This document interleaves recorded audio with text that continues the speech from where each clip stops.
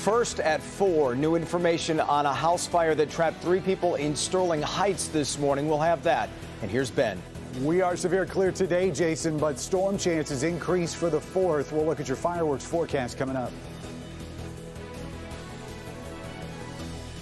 Well, it's a great weekend to be on the water. It's a holiday weekend, but even if you're strong as an ox, there is difficulty in getting on the water in a canoe or a kayak. So imagine if you're disabled. There's a game changer, and we're going to show you in a live report. These stories and more are happening right now on Local 4, First at 4. Local 4 News begins right now with a breaking news alert.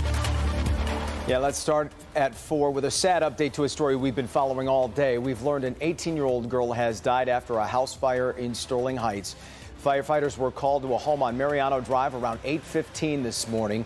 4 people were inside at the time of that fire. 1 was able to get out. Firefighters rescued the other 3, but as we say, the teenager later died. The other 2 have burns over 30 to 40% of their bodies, but are expected to recover. Neighbors say those flames spread quickly. It got engulfed so quickly. It was just all black smoke. My husband ran out. He had a fire extinguisher. They broke out all the windows in the back, and the neighbor across called 911. 2 firefighters also hurt in this. They went to the hospital, but we're told they're going to be okay. Firefighters believe this started in the kitchen, but that investigation is just getting started.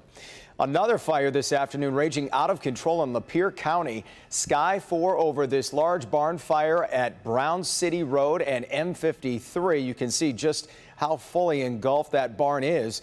Fire crews have just responded in the last half hour to this, and here's a live look at the scene. You can see the fire almost out now, and that barn destroyed. No word on any injuries or what caused it. We'll have updates as we learn more, and we'll have an update on this story tonight at 5. Well, we can officially get in holiday mode for the 4th, I would say, and of course that always includes a check of the weather. Ben, keeping a close eye on things, especially on the heels of last night's storms, Ben. Yeah, it looks a lot different on 4 Live radar, Jason. I'll tell you, driving into the city today, you saw that haze layer right over the buildings, and you just, even not being outside, you could feel the 4th as we head towards the first part of July here. We are seeing some showers in our south zone, but there are very few lightning strikes, and you can tell that these are slow movers, likely about 10 miles an hour. The good thing is the air is pretty stable, so these are really not being able to hold themselves together for all that long of a period of time. The severe risk is well to the south. You got to go down to I-70 and point south to see the marginal risk, and that's going to be the case tomorrow too. Even though our thunderstorm chances increase for the 4th, it does look like we'll stay away from the severe stuff. Still warm and still humid tonight. Temperatures coming out of the 80s into the 70s. We'll look at your July 4th forecast and check on that relief for the weekend. Don't forget to take us with you to the barbecue or the fireworks in the Local Forecasters app. Download it for free in your app store by searching WDIV. Jason?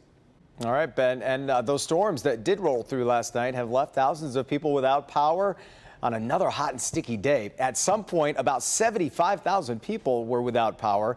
By this morning, that number was down to 30,000, which spans across Oakland, Wayne, and Macomb counties. We are waiting for new updated information on the numbers of power outages. When we get those to you, we'll bring them to you. If you have a neighbor, by the way, or a relative stuck without AC, don't forget to check on those folks today. In other news, a suspected gunman in custody today after an intense manhunt overnight in Clinton Township. Police had to shut down Clinton River Road and asked people to stay indoors as they searched for the man who fired a shot at another man in his car with a rifle. Police used drones and helicopters to search Bud Park. After that 7-hour search, the man was reportedly found passed out in the woods. So many people sharing memories of the late auto exec Iacocca today. A viewing will take place at Lynch & Sons Funeral Home in Clawson on July 9th, starting at 2. His funeral will be held July 10th at St. Hugo in the Hills Church in Bloomfield Hills. He'll be laid to rest at Whitechapel Cemetery in Troy. Iacocca died yesterday at the age of 94. There's growing public pressure on the Trump administration to resolve the crisis at America's southern border. But a new CNN poll shows Americans don't necessarily agree on what that crisis is. Let's turn to Devin, who's in the newsroom. And Devin, a controversy that's been very complicated for sure. It certainly has been, Jason. There's so many angles here to consider, and as with many contentious issues, views on the border crisis vary depending on which side of the political divide you seem to fall on these days. New CNN poll shows 74% of Americans believe there is a crisis at the border. However, 54% of Democrats say it's a crisis because of how migrants are being treated. 63% of Republicans say it's a crisis because of the large numbers of people attempting to enter the country. Two distinct problems, and both need to be solved. There is encouraging news on the latter issue. CNN reports the number of apprehensions on the U.S.-Mexico border fell by 28% between May to June. And no matter which issue the government tackles first, this is where things stand now. A bitter debate over overcrowding at migrant detention facilities and the conditions in which those people are living, with Congress not taking action to resolve larger immigration issues. A government watchdog group calls the situation at the border a, quote, ticking time bomb. Also today, federal judge ruled against a Trump policy that allowed indefinite detention for asylum seekers. The judge says they have a right to a bond hearing, but the immigration courts are also overwhelmed. So, Jason, no easy answers for any of this. New developments as they occur. Back to you. All right, Devin, we'll see you at 5. You got it. First at 4, we're also tracking stories making news from the Middle East to South America. We start in Iran, where that country's president is standing by his nuclear deadline. President Hassan Rouhani says Iran is ready to take the next step to increase its uranium enrichment. He's trying to raise pressure on European partners to save a nuclear deal that's been unraveling since President Trump took the U.S. out of that agreement. Rouhani says that move could come this Sunday, July 7th, which is sure to raise tensions with the United States. Take a look at this time-lapse video. It's of a rare total solar eclipse. This one taking place in Chile yesterday in South America. A solar eclipse occurs when the moon passes between the Earth and the sun, and you get that. It happens very rarely in any given spot across the globe. That region had not seen an eclipse since 1592, and it'll be another 140 years before they get another one. The most recent eclipse like this in the United States was about 2 years ago, if you remember. Many of you will celebrate the 4th of July out on the water, but for most of us, not a big deal. Those, though, who are disabled, it's part of a year-round battle for independence. Federal law requires buildings and facilities to have equal access, and now a local organization is going above and beyond along the Clinton River. And that's where we find Paula Tutman today, of course, getting ready to get in a kayak. Hi, Paula. Hi. Okay, so I want you to take a look at this dock because it's brand new and it is amazing. So imagine even being able-bodied and having to use all of your strength to get into a canoe. So ostensibly, let's just say you don't have use of your legs. Somebody can help you get your kayak down to this dock, but then take a look at this.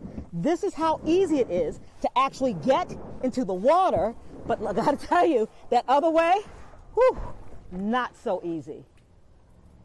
Having to lift it up, pull it over, setting it in the water. This is what it's like to get a kayak or canoe into the water. Holding it, hope it doesn't float away. Maybe you have a dock, maybe you don't. Having to hold it in place and maneuver my way in here. But with donations, grants, and partnerships, the Clinton River Watershed Council has created this game changer.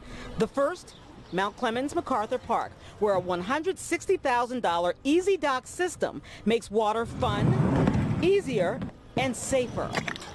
This is really stable here. It's not going anywhere. So if you've got small kids or anything like that, getting into your boat of any kind is so much easier than trying to fight the water and tippiness and stuff like that. So we established as a goal several years ago to put in up to 12 universally accessible kayak launches along the Clinton River and on Lake St. Clair. For someone disabled, this means returning the new normal back to the old normal, if even for just a moment.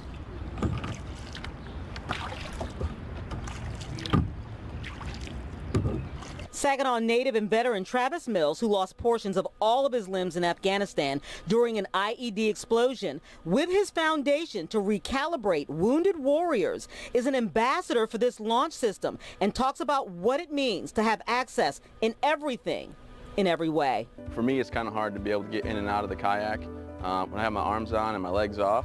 So someone has to literally pick me up and put me in or drag me out. But with the Easy Launch, I can scoop myself right off from it And with this new system, starting in Mount Clemens and moving up and down the watershed, You'll slide down the different tiers and then using minimal leg, lower yourself down into your boat in order to then pull yourself along with your arms out into the water. just like that, Michigan becomes even better from the water. Okay, so you saw how easy it was for me to get into the water. This is how easy it is. Look at this. Just to come out of the water, a little bit of upper body strength. And listen, again, it's not just for the disabled. It's absolutely for everyone, making our waterways far more accessible. Imagine the economic impact. And how about this? How about just plain fun for everyone, Jason? Oh, you couldn't have said it better. Just plain fun and safety above all. Great stuff. Thanks, Paula. Still to come, Prince Harry hopes his late mother can still inspire people to help others. He makes rare public comments about Princess Di. Also ahead, trouble underground and trucks underwater. We'll have the story behind this video. And here's Dr. McGeorge. Hey, Jason, you know, plenty of us will be firing up our grills tomorrow, but 1 in 6 people are likely to get food poisoning. I'll have 4 things you should keep in mind every time you cook out. That's coming up after the break in Good Health.